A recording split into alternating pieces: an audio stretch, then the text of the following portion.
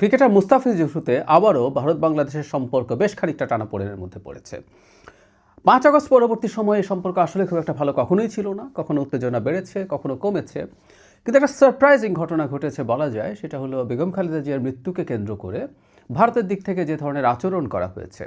আমি ইন্ডিকেট করছি জয়শঙ্করের বাংলাদেশ আসা, ভারতের পররাষ্ট্রমন্ত্রী এবং ভারতের প্রতিরক্ষা মন্ত্রী রাজনাথ সিং বাংলাদেশের হাই কমিশনে গিয়ে আসক বইতে স্বাক্ষর করে এসছেন, মন্তব্য লিখে এসছেন, নরেন্দ্র মোদীর বার্তা পাঠিয়েছেন, নরেন্দ্র মোদী স্ট্যাটাস দিয়েছিলেন। সব মিলিয়ে আমরা বলবো যে ভারতের দিক থেকে এক ধরনের সম্পর্ক স্বাভাবিকীকরণের বা এনগেজমেন্টের চেষ্টা ছিল। কিন্তু মুস্তাফিজকে নিয়ে ঘটা ঘটনা নিশ্চিতভাবে সেটাকে বেশ বড় সমস্যায় ফেলে দিয়েছে, এটা আমরা বলতেই পারি। এখন বাংলাদেশ যা যা করছে তা ঠিক করলো কি না, এই প্রশ্নটা কেউ কেউ তুলছেন। আমরা ব্যাকগ্রাউন্ডটা নিশ্চয়ই জানা আছে, সেটা হলো বাংলাদেশের ক্রিকেটার মুস্তাফিজকে কলকাতা নাইট রাইডার্স কিনেছিল। কেনার পরে বেশ ভালো টাকায় 9,20,00,000 রুপি ভারতের উগ্র হিন্দুত্ববাদীদের ভীষণ শোরগোল শুরু হয়ে গিয়েছিল। তাকে বাদ দিতে হবে, বাংলাদেশের প্লেয়ার কেনা যাবে না। এবং তারা যা করে এই সূত্রে তারা বাগে পেয়েছিল শাহরুখ খানকেও। কলকাতা নাইট রাইডার্সের মালিক একজন মুসলিম ভারতে এতটা প্রভাবশালী, এতটা জনপ্রিয়, এটা ভারতের হিন্দুত্ববাদীদের পছন্দ হওয়ার কোনো কারণ নেই। তাই আমরা দেখেছি এই তাদের এই সিনেমা ইন্ডাস্ট্রির এই 3 খানকে নিয়ে বহু সময় বহু ঝামেলা করার তারা চেষ্টা করেছেন। শাহরুখ খানের প্রতিও তারা তীব্র তাদের রাষ্ট্রদ্রোহিতা করেছেন ক্যাম্পেইন করছে।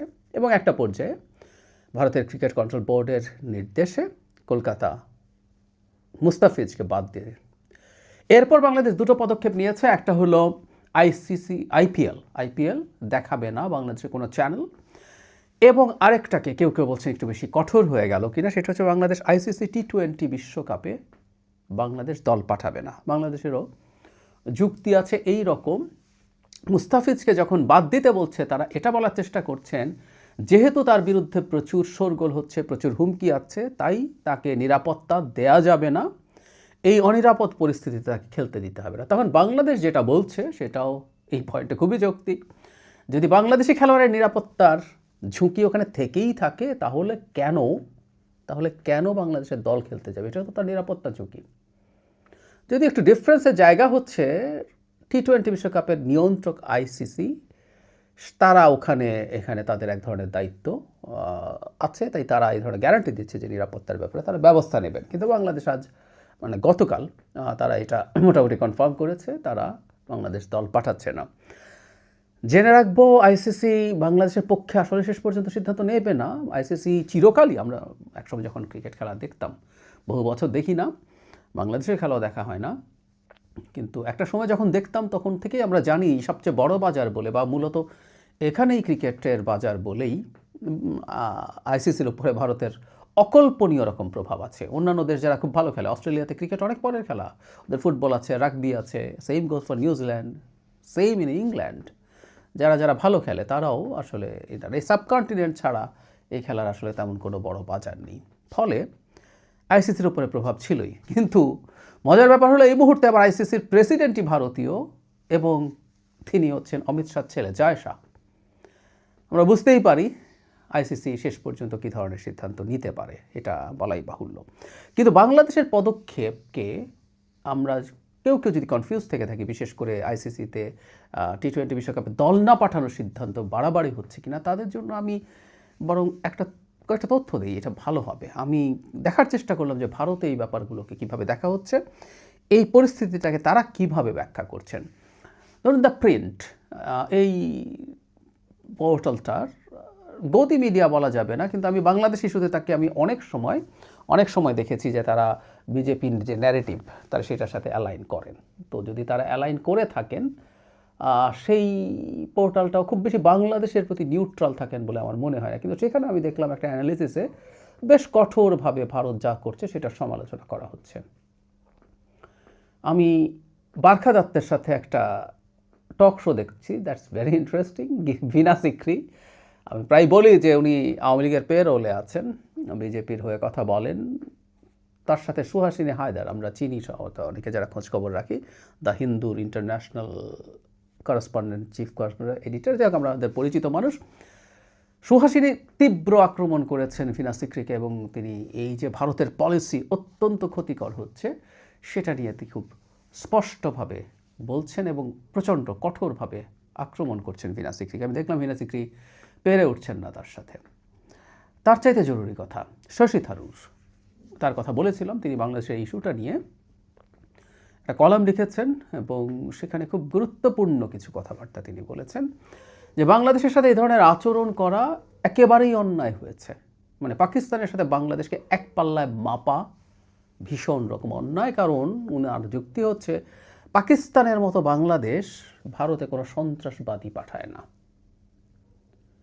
শুধু তাই না, সোশ্যাল মিডিয়াতে তৈরি হওয়া একটা হাইপ বা একটা উত্তেজনা যদি একটা সরকার সামাল দিতে না পারে তাহলে এটা সরকার কীভাবে? সরকার তো এগুলো সামাল দেওয়ার দরকার ছিল, ওখানে যতটাই উত্তেজনা হোক না কেন, যতটাই শোরগোল হোক না কেন। এবং এর আগে আমি আপনাদেরকে জানিয়েছি, তিনি প্রাথমিকভাবে একটা টুইট করে জানিয়েছিলেন যেটা যদি সৌম্য সরকার হতো তাহলে কি হতো। বাংলাদেশের আরেকজন হিন্দু প্লেয়ারের নাম তিনি লিখেছেন, আই ফরগট হিজ নেম, যাই হোক। তো এই দুজন যদি হতো তাহলে কি হতো, লিটন দাস, তাহলে কি হতো। খুব যথেষ্ট রকম প্রতিক্রিয়া ভারতের মধ্যে আমরা দেখতে পাচ্ছি। আমার কাছে এই কারণে মনে হয় বাংলাদেশ যে পদক্ষেপ নিয়েছে দ্যাটস নট রং, এক অর্থে সঠিক হয়েছে। বাংলাদেশের সাথে এনগেজমেন্টের ক্ষেত্রে ভারতের আসলে বাংলাদেশের এই সেন্সিটিভিটিগুলো বিবেচনায় নিতে হবে। যে কোনো বিবেচনায় ভারত অত্যন্ত বাজে সিদ্ধান্ত নিয়েছে, কারণ এটা তাদের মনে রাখতে হবে, তাদের বুঝতে হবে। তাদের সামনে যে অজুহাত তারা দেখানোর চেষ্টা করছেন যে এখানে একজন হিন্দু মানুষকে ধর্ম অবমাননার দায়ে পিটিয়ে মেরে ফেলা হয়েছে, এরপর পুড়িয়ে ফেলা হয়েছে, এত অসভ্য এবং বর্বর কাণ্ড, মানে নিন্দা জানানোর ভাষাও আমাদের নাই, দ্যাটস ট্রু। কিন্তু এটাকে কেন্দ্র করে তারা যা যা করছেন, যা যা দেখাচ্ছেন, আমি বারখা দত্তের যে টকশোটার কথা দেখছি সেখানে সুহাসিনী ভারতে যে লিঞ্চিং হচ্ছে সেটা নিয়েও খুব সিরিয়াসলি প্রশ্ন তুলেছেন যে ভারতেও তো মাইনরিটির হচ্ছে, তাহলে কি সবাই এটার জন্য প্রতিবাদে তাদের প্লেয়ার বা খেলা বন্ধ করে দেবে কি না, এই আলাপগুলো ওখানে আসছে, ওখানে হচ্ছে। যাই হোক, তারা এটাকে নিয়ে যে পরিমাণ পরিস্থিতি তৈরি করতে চাচ্ছেন, ধরলাম যে এই ঘটনার ক্ষেত্রে সরকারের একটা ব্যর্থতা আছে, ধরে নিলাম। কিন্তু ভারত যে আচরণ করছে তাতে আদতে এই সরকার তো আসলে আর খুব বেশি দিন নাই, এই সরকার চলে যাবে। বাংলাদেশের জনগণ ক্ষুব্ধ হচ্ছে, এদেশের জনগণ ক্রিকেট পাগল, এদেশের জনগণ আইপিএলও খুব ক্রেজি মানুষের মতো দেখে।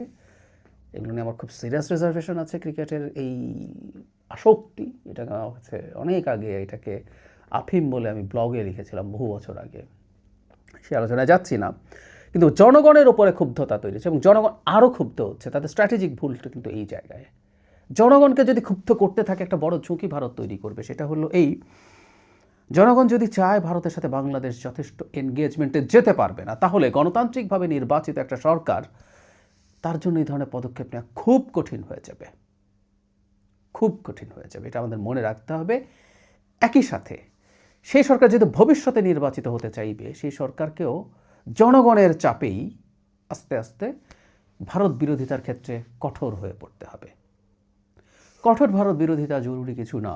আমরা চাই বাংলাদেশের ভবিষ্যৎ সরকার যেই গঠন করুক না কেন, সে ভারতের সাথে এনগেজ করবে, ভারত বাংলাদেশের সাথে এনগেজ করবে এবং এনগেজমেন্টের মাধ্যমে পরস্পরের পারপাস সার্ভ করবে, ব্যবসা বাণিজ্য হবে এবং অবশ্যই সেটা বাংলাদেশকে একটা স্বাধীন সার্বভৌম রাষ্ট্র হিসাবে স্বীকৃতি দেওয়ার মাধ্যমে। কাগজে কলমে মুখে দেয় ভারত, কিন্তু ভেতরে সেটা মনে করে না। সো এই প্রেক্ষাপটে ভারতের এই আচরণগুলো খুবই বাজে হচ্ছে এবং বাংলাদেশ এই কঠোর প্রতিক্রিয়া দেখানোর মাধ্যমেই সম্ভবত ভারতকে এটা বাধ্য করা সম্ভব যে বাংলাদেশের সাথে তার সম্পর্কে রিঅ্যালাইনমেন্ট করতে হবে। শেখ হাসিনার সাথে যেভাবে যা যা করতে পেরেছে তারা, শেখ হাসিনার সময় যেভাবে দিল্লি আছে, আমরা আছি, ভারতকে বলে এসছি ক্ষমতায় রাখতে, রক্তের রাখি বন্ধন, স্বামী স্ত্রীর সম্পর্ক, এগুলো শোনা বন্ধ হবে। ভারতকে বুঝতে হবে সেই পুরনো কথা, ইন্টারন্যাশনাল রিলেশনস জাস্ট ইন্টারেস্টই একমাত্র ব্যাপার, এর বাইরে কিছু না, বাকি সব বাকওয়াজ। তো বাংলাদেশের টাফ হওয়াটাকে আমি সমর্থন করছি এবং এটা ফলাফল দিচ্ছে বলেই আমার মনে হলো ভারতীয় মিডিয়াতে খেয়াল করে।